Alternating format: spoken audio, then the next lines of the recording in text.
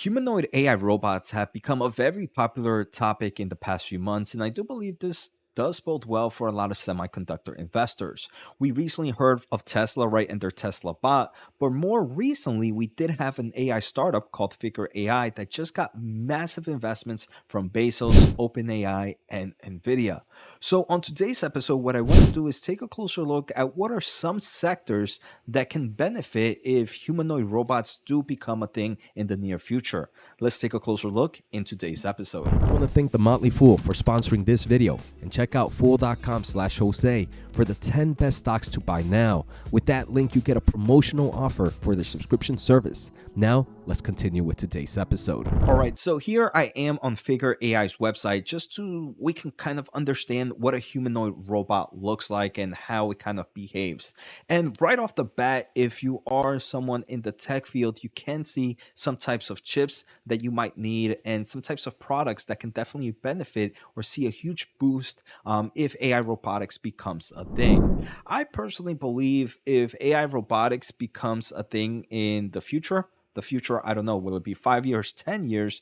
It will kind of follow to some extent the PC market or the mobile market, where if they do come at some levels that many people can enjoy in the consumer space, then you're going to see huge purchases globally in every household to some extent. So that's the huge market opportunity. Now, well, will we ever get there and when? That's a whole different story. Normally, when a new product comes out, you kind of see it in the premium version where only the rich can afford it. But as technology continues to evolve, you're eventually going to start to see it enter more into the consumer market. So I do believe to some extent it could be as big or maybe even bigger than the PC market to some extent if we get there.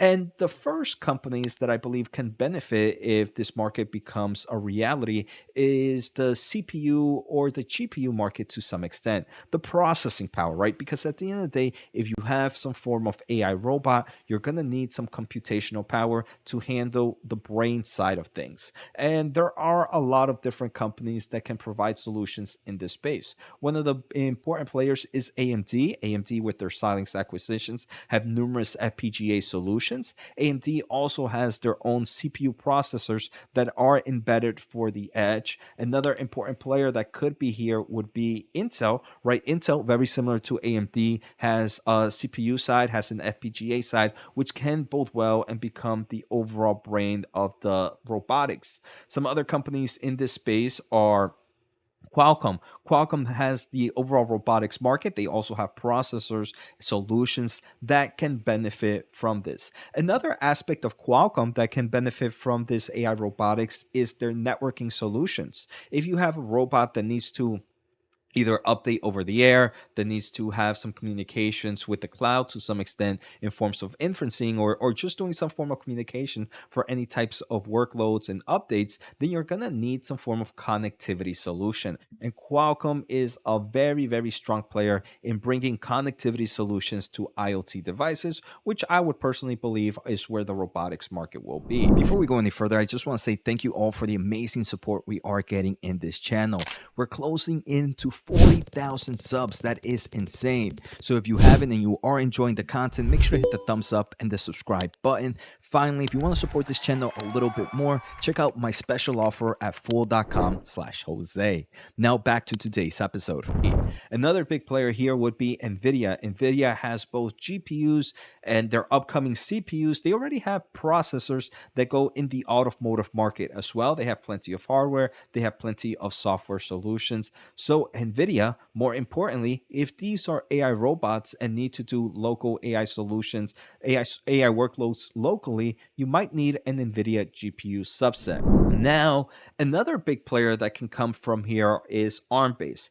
We do know that ARM has a nice royalty fee to some extent in forms of their business, a royalty and licensing fee. And if you continue to see a growth in AI robotics to some extent, ARM are probably going to be one of the choices of the brain. We know Qualcomm uses ARM. NVIDIA, for some of their CPU solutions and other processing solutions, also use ARM. The FPGA market is normally run using ARM technology. So you could see a nice influx of ARM revenue in forms of licensing and royalties if we do see a market where AI robotics can enter.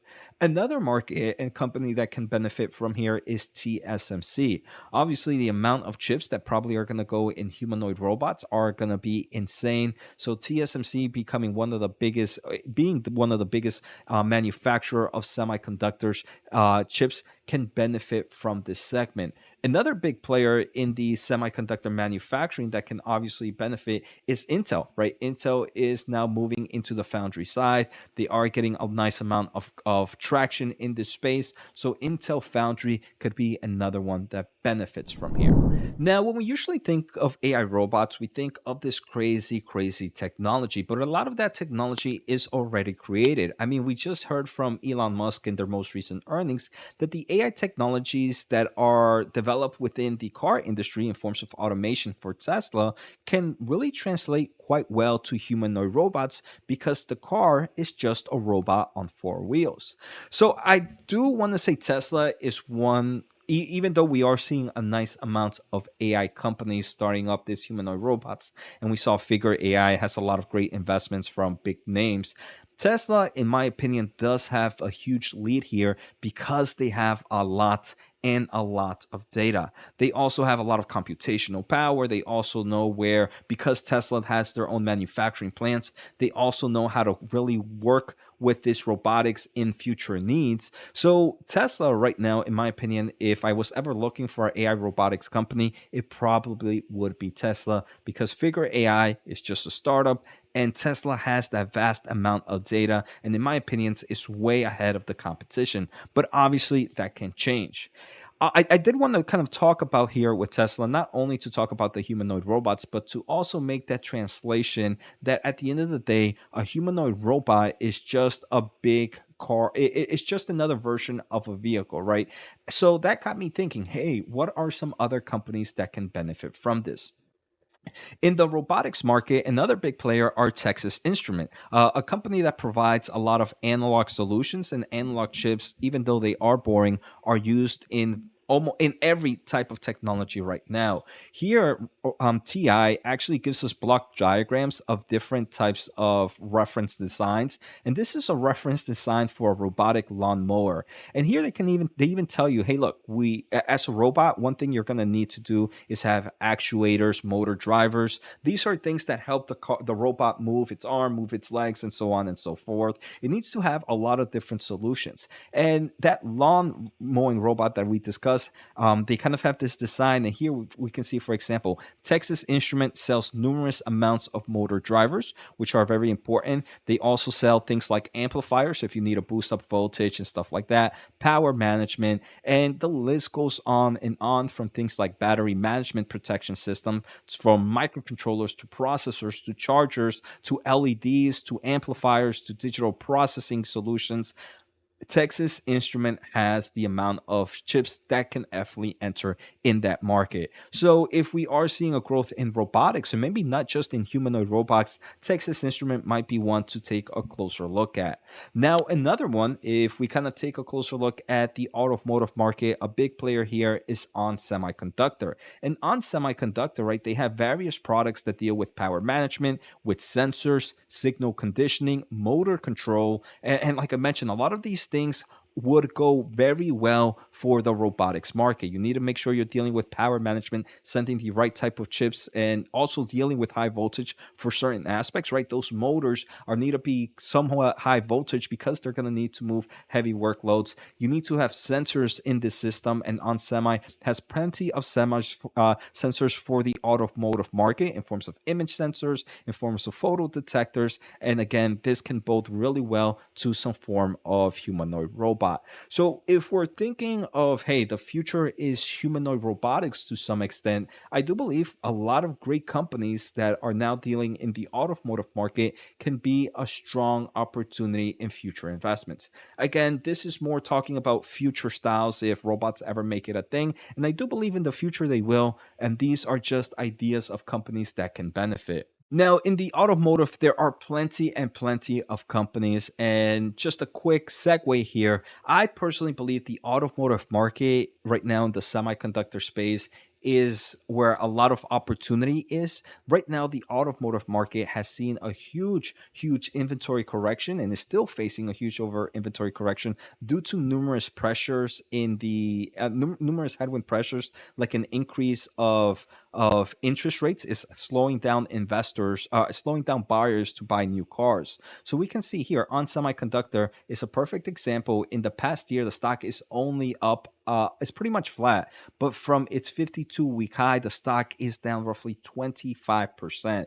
So the automotive market is not going anywhere, in my opinion. While we might see some inventory corrections here and there, I do believe there's plenty and plenty of tailwind in this space. And another future tailwind that outside of autonomous driving, outside of EV vehicles, outside of just the increased amount of chips going inside a vehicle, is now the future of robotics and the future of humanoid robotics. So again, a lot of boring companies can sometimes benefit from new technology trends. And I just wanted to discuss a few here in today's episode, just so we can kind of have a nice conversation. Hey, if we're looking at the robotics segment, especially in the humanoid robotics segments, what are some things that we should think about? In my opinion, Texas Instrument is definitely a very interesting play. Not that heavy mover, but definitely has a nice amount of opportunities for being a nice stable company. And on semiconductor and a lot of other automotive companies can also benefit from this space. So I hope you guys enjoyed today's episode. Take care, have a good day, and see you next time.